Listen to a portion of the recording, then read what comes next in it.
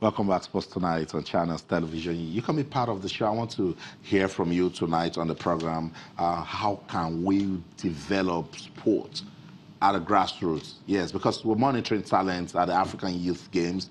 It's going on right there in Algeria, and Team Nigeria, they have already started. We're already winning medals. How can we discover and keep together talent? It's very, very important that we do just that. I want to hear from you on Twitter, channels_sports, Facebook, channels-sports, or send us an email, sportstonight@channelstv.com. You see, that's the way you talk to us about this. We'll just push it to the federations, because a million and one times we look at talents that are excelling now. Is it Lionel Messi?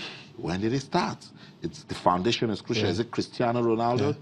Serena Williams, yeah. Venus Williams, Lewis Hamilton, Roger Federer, Rafael Nadal, Novak Djokovic. You can go on, and you can tell that they are still doing so well because they started young. I saw on the Hall of Fame list for the Wimbledon, and I saw Roger Federer won the Wimbledon for the teenagers back in the day. Wow. And so he's been winning for a long time. So he's not just. He didn't just wake up one day and become a champion. No, there's always been that competitive spirit, and he's been winning.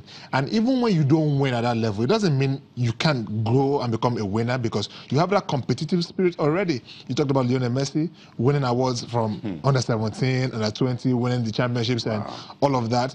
This is exactly what every athlete needs at one point or the other in their career. You need, because there are times when you are down. There are times where psychologically and mentally you are off. And what brings back that ginger is the fact that you know that you have a winning mentality, a winning attitude. Yeah. You've done this before. You can just say back to yourself, like, if I've done this before, I can do it again. Roll back the years.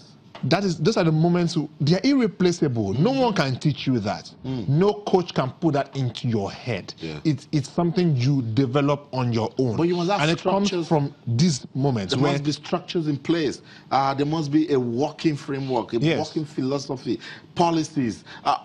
Paul Pogba in 2014 was the young player of the year. In 2013, he was the player of the tournament at the under 20 level. Yeah. Remind you that at under 20 level we crashed out. Yeah.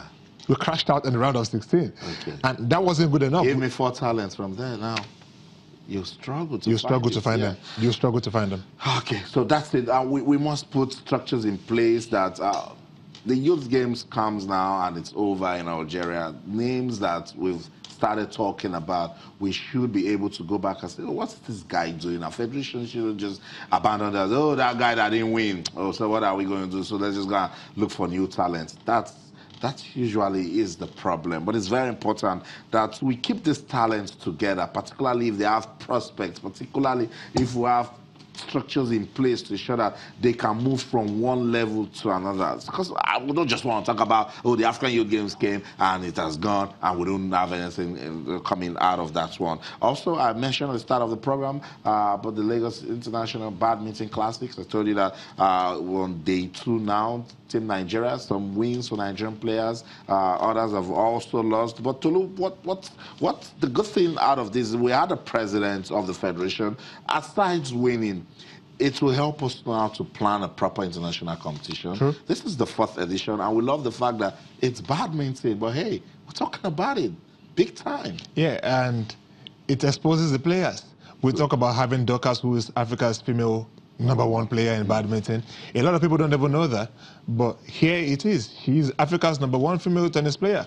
The reason why Aruna Kodri is big is because he gets himself out there to play well enough every time, does everything he has to do to get playing.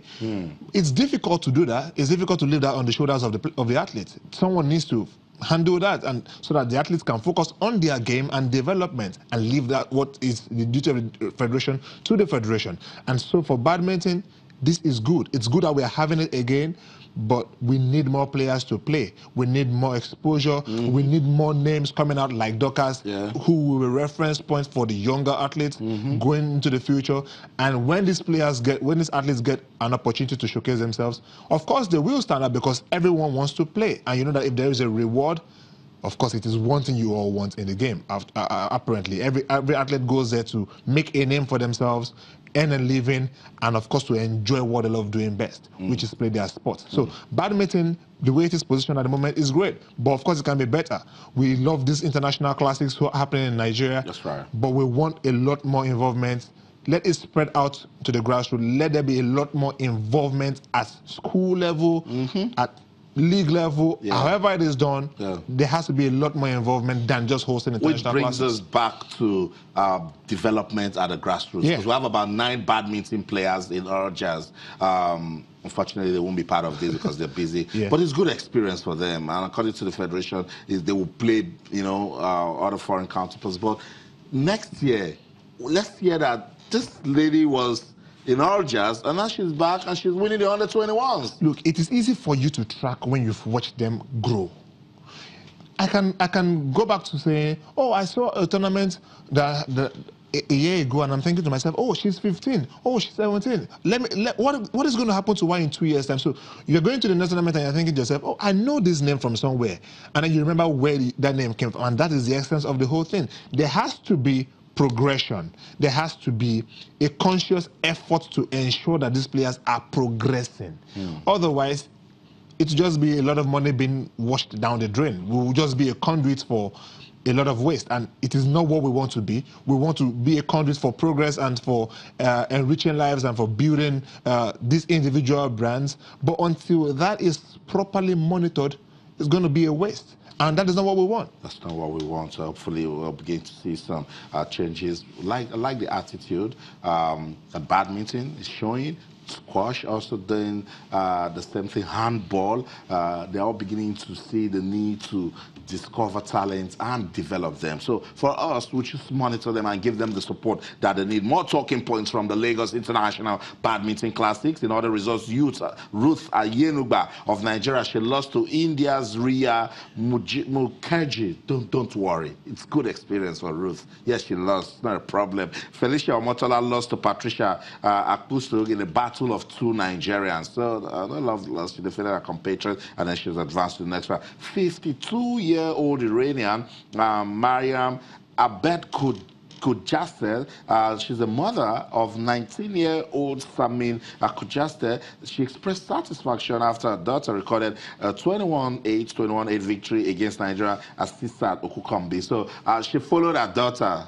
You see, she's monitoring the progress. Her daughter is 19. And she said, oh, they left their country. They left Iran, and they came to Nigeria. You see, she didn't say, oh, it's one small competition in Nigeria. It's good experience for her daughter. And she understands it. The most important thing for parents and guardians and managers is to understand that it is not just about the money. No, when the money comes, it will come.